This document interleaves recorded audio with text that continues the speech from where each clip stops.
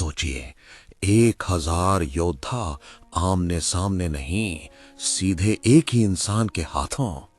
ये कहानी है भीम की, उस योद्धा की जिसे रोकने के लिए युद्ध भी काफी नहीं था, जिसकी ललकार से हाथों में पकड़े हथियार कांप जाते थे, जिसके एक वार से युद्ध की दिशा पलट जाती थी। महाभारत में तलवारें बहुत थीं, पर डर सिर्फ एक नाम से लगता था, भीम। महाभारत को अगर एक जीवित शरीर की तरह सोचें, तो युधिष्ठिर उसका मस्तिष्क है, धर्म की आवाज। अर्जुन उसकी भुजाएं हैं, कौशल का कार्य। लेकिन भीम उसकी आंतें हैं, वो भूख, वो प्रवृत्ति जो तब भी शरीर को जीवित रखती है जब सब कुछ टूट रहा हो।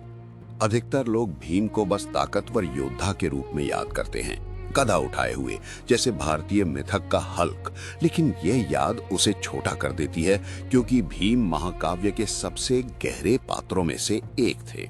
क्योंकि भीम सिर्फ ताकत नहीं थे, वो ऐसा रसोइया था जो पूरे राज्य को भोजन कराता था, ऐसा पति जो एक फूल के लिए राक्षसों से लड़ गया, और ऐसा भाई जिसे कूटनीति नहीं, न्याय चाहिए था।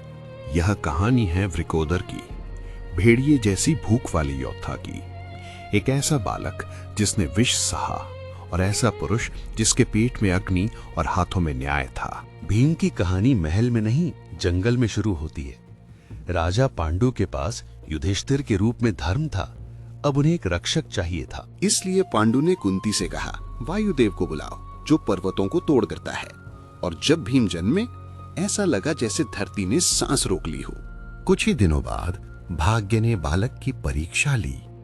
बाघ की दहाड़ सुनकर कुंती घबरा गई और भीम विशाल पत्थर पर गिर पड़े। कुंती चीख पड़ी, उन्हें लगा सब खत्म हो गया। लेकिन पास जाकर देखा तो पत्थर टूट चुका था और भीम मुस्कुरा रहे थे। ये पहला संकेत था। उसका शरीर पत्थर से भी कठोर था, और जल्द ही संसार ये भी समझेगा, भीम की भूख उसकी ताकत जितनी ही प्रसिद्ध थी। उसे वृकोदर कहा गया, भेड़िए जैसा पेट वाला, क्योंकि उसके भीतर ऐसी जठराग्नि थी जो विष तक पचा सकती थी। शुरुआत से ही भीम अलग थे, और जो अलग होता है, जो शक्तिशाली होता है, उसे अक्सर चुनौती दी जाती है। कौरवों में सबसे पहले दुर्योधन ने ये देखा, ये सिर्फ ताकत नहीं थी, ये भविष्य का खतरा था। और फिर दुर्योधन ने वही किया जो डर करता है। सामने से लड़ने की बजाय उसने विष चुना। एक दिन उसने भीम के भोजन में जहर मिला दिया। भीम ने भोजन किया और कुछ नहीं हुआ। विष जला, लेकिन उसी अग्नि में भस्म हो गया जिसने बचपन में पत्थर तोड़े थे। दुर्योधन घबरा गया, जहर असफल रहा। अब उसने अंतिम उपाय चुना, सोते हुए भीम को बांधा और गंगा में फेंक दिया। नदी उसे नीचे खींचती चली गई और नीचे, लेकिन भीम डूबे नहीं। भाग्य उन्हें नागलोक ले जा रहा था। नागों ने तुरंत आक्रमण किया, डसना, लिपटना। लेकिन अजीब बात यह थी, विष ने भीम को कमजोर नहीं किया, बल्कि और शक्तिशाली बना दिया। जब नागों को समझ आया कि वो कौन है, वे रुक गए। ये शिकार नहीं था, ये वायुपुत्र था। और तब राजा वासुकी आगे आए। वासुकी ने भीम का सम्मान किया, उन्हें नागों की शक्ति से भरा अमृत दिया, 8000 हाथियों के समान बल। जब भीम ऊपर लौटे, कई दिन बीत चुके थे। पांडव उन्हें मृत मान चुके थे, लेकिन भीम लौटे और पहले से कहीं अधिक अटूट। वनवास के समय तक भीम सिर्फ जीवित नहीं थे, वो देख रहे थे, सुन रहे थे और समझ रहे थे कि जब कोई रक्षा करने वाला नहीं होता, तब दुनिया कमजोरों के साथ क्या करती है। एक रात जब वे जंगल में सो रहे थे, किसी प्राचीन शक्ति ने उन्हें सूंघ लिया।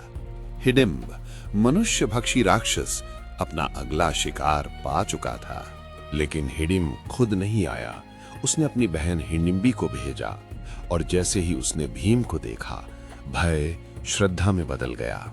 हिडिंबी ने कुंती को चेतावनी दी, उसने रक्त के बजाय प्रेम चुना। और उसी क्षण भीम ने भी एक निर्णय लिया, अपने परिवार और राक्षस के बीच खड़े होने का। हिडिंब के साथ युद्ध सुंदर नहीं था, नहीं रणनीतिक। वो कच्चा था। वृक्ष बनाम मुक्का, गर्जना बनाम गर्जना। जब युद्ध समाप्त हुआ, हिडिंब मृत पड़ा था। जंगल शांत हो गया और भीम वहां खड़े थे, योद्धा नहीं, रक्षक बनकर। हिडिंबी वहीं रही। उस प्रेम से घटोत्कच जन्मा, आधा राक्षस आधा पांडव और पिता के शत्रुओं के लिए पूर्ण विनाश। लेकिन ये तो शुरुआत थी। कहीं और एक गांव भूखा था, एक और राक्षस भोजन मांग रहा था, अनाज नहीं, इंसान। उस भूमि पर बकासुर का राज था। हर सप्ताह एक परिवार चुना जाता था और जब उनकी बारी आई, भीम ने अनुमति नहीं मांगी।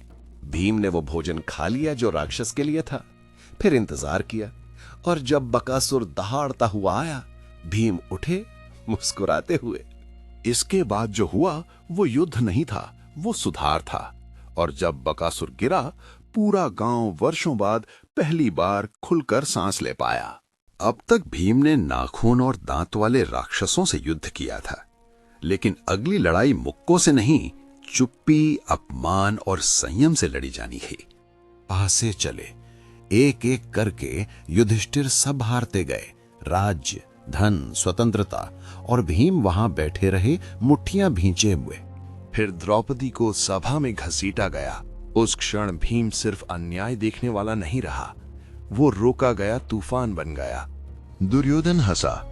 उसने अपनी जांघ की ओर इशारा किया और उस इशारे में उसने एक ऐसी रेखा पार की जिसे स्वयं ब्रह्मांड याद रखेगा। भीम ने वहीं शपथ ली, ऊंची आवाज में नहीं, इतनी शांत कि इतिहास कांप उठे। उसने दुशासन का रक्त पीने की शपथ ली और दुर्योधन की जांग तोड़ने की, वही जांग जिसने द्रौपदी का अपमान किया था। बुजुर्गों ने उसे रोका। कृष्ण ने एक दृष्टि से शांत किया, क्योंकि ये समय नहीं था, अभी नहीं। वनवास आया। 13 वर्षों तक भीम उस शपथ को छाती में जलती आग की तरह लेकर चले, कभी बुझने नहीं दी। संयम के बिना शक्ति अराजक होती है। भीम ने संयम सीखा और उसे सीखकर वो और भी खतरनाक बन गया। क्योंकि जब समय आएगा, वो अंधाधुंध क्रोध नहीं करेगा, वो याद रखेगा और अपना वचन पूरा करेगा। वनवास इंसान को बदल देता है, खासकर उसे जिसके पास सब कुछ तोड़ देने की शक्ति हो, लेकिन जो फिर भी आगे बढ़ जाए। भीम की ताकत हमेशा सहज रही थी, लेकिन वनवास ने उससे धैर्य मांगा, शांति, संयम। एक दिन गहरे जंगल में भीम को कुछ अजीब मिला। एक बंदर रास्ते में लेटा हुआ था। झुंझलाकर भीम ने बंदर से पूंछ हटाने को कहा। बंदर मुस्कुराया और बोला, खुद हटा लो। भीम ने जोर लगाया और असफल रहे। जीवन में पहली बार ताकत कम पड़ गई। तभी भीम को सत्य समझ आया। वो बंदर नहीं था, वो हनुमान थे, उसके बड़े भाई। हनुमान ने भीम को और शक्तिशाली बनना नहीं सिखाया, उन्होंने सिखाया झुकना, शक्ति को धारण करना, उसके अधीन न होना। अंतिम वर्ष में भीम ने अपनी शक्ति एप्रन के पीछे छुपा ली। विराट के महल में वो रसोइया बने। लेकिन रसोइये के रूप में भी भीम साधारण नहीं थे। उनका भोजन सेनाओं को तृप्त करता था। उनकी उपस्थिति भय को दूर रखती थी। क्योंकि भीम ने एक महत्वपूर्ण बात सीख ली थी, सच्ची शक्ति स्वयं का ढिंडोरा नहीं पीटती, वो प्रतीक्षा करती है। एक समय ऐसा आता है जब चुप्पी बुद्धिमानी नहीं बल्कि विश्वासघात बन जाती है। भीम के लिए उस क्षण का नाम था कीचक। कीचक शक्तिशाली था, विराट की सेनाओं का सेनापति, अछूता, और उसकी नजर द्रौपदी पर थी। द्रौपदी ने विनती की, चेतावनी दी, कहा वो संरक्षित है। कीचक हंस पड़ा। जब उसने सभा में द्रौपदी को मारा, भीम के भीतर कुछ प्राचीन जाग उठा, वही अग्नि जो 13 वर्षों से शांत थी। उस रात भीम ने अंधेरे में कीचक से सामना किया। न गवाह थे, न दया, सिर्फ परिणाम। कीचक ने मजाक उड़ाया जब तक भीम ने वार नहीं किया। दीवारें कांप उठीं, हड्डियां चूर हो गईं। सुबह तक कीचक पहचाना नहीं जा सकता था। विराट की सभा में भूतों की कहानियां फैल गई।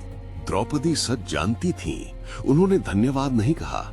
जरूरत नहीं थी, कुछ ऋण शब्दों से पुराने होते हैं। खामोशी फिर लौटी, लेकिन अब वो अलग थी। सब जानते थे भीम की शांति के पीछे क्या छिपा है। जब युद्ध आएगा तब कोई नहीं हंसेगा, क्योंकि भीम ने प्रतीक्षा समाप्त कर दी थी। जब कुरुक्षेत्र में शंखनाद हुआ, भीम को उत्साह नहीं हुआ, उसे राहत मिली। अंततः दुनिया ने दिखावा छोड़ दिया था। कुछ सम्मान के लिए लड़े, कुछ कर्तव्य के लिए। भीम एक सूची लेकर लड़े। 99 नाम, 99 भाई। भीम हर एक को मिटाने आया था, अंतिम को छोड़कर। वो एक एक करके नहीं लड़ा। उसने व्यूह तोड़े, रथ चकनाचूर किए, रणनीति को आतंक में बदल दिया। युद्ध के अंत तक धृतराष्ट्र के 99 पुत्र भीम के हाथों मारे जा चुके थे। एक शपथ लगभग पूरी हो चुकी थी। लेकिन सूची में एक नाम ऐसा था जो भीम को चुभता था, विकर्ण। विकर्ण वही एक कौरव था जिसने जुए की सभा में द्रौपदी के लिए आवाज उठाई थी। भीम को याद था। भीम ने उसे हट जाने को कहा। विकर्ण ने इनकार किया। कर्तव्य ने उसे भाई से बांध रखा था। जब भीम ने विकर्ण को गिराया, वो दहाड़ा नहीं, वो रो पड़ा। कुछ विजय हार जैसी लगती हैं।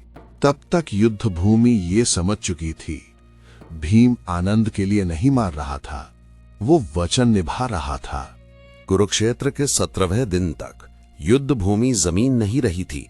वह स्मृति बन चुकी थी, घायल, टूटी हुई और अपूर्णीय। अब केवल एक नाम शेष था, दुर्योधन। शपथ अभी अधूरी थी। वर्षों पहले भीम ने एक भयानक शपथ ली थी। वो दुर्योधन की जांघ तोड़ेगा और उसका रक्त पिएगा।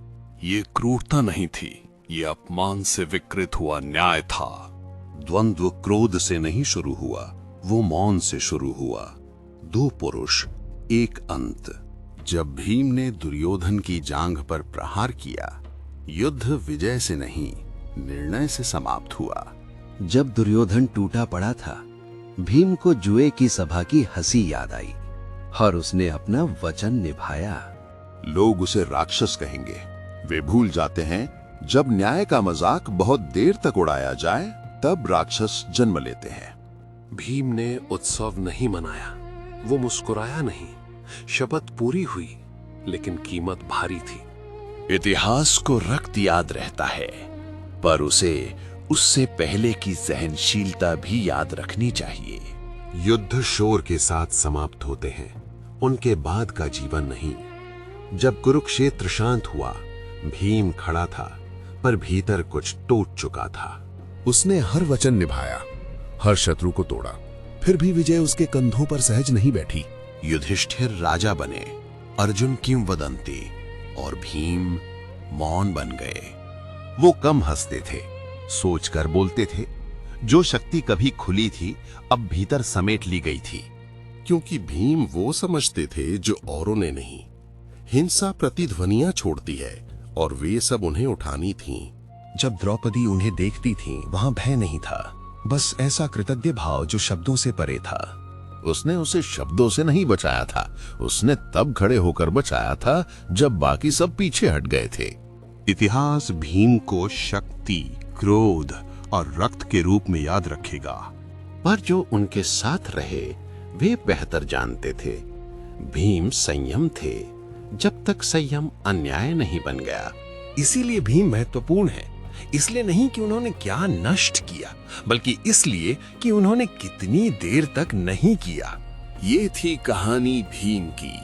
अगर आपको ये वीडियो पसंद आया तो इस वीडियो को लाइक करें। ऐसी ही और कहानियों के लिए द टेल्स ऑफ इंडिया को सब्सक्राइब करें।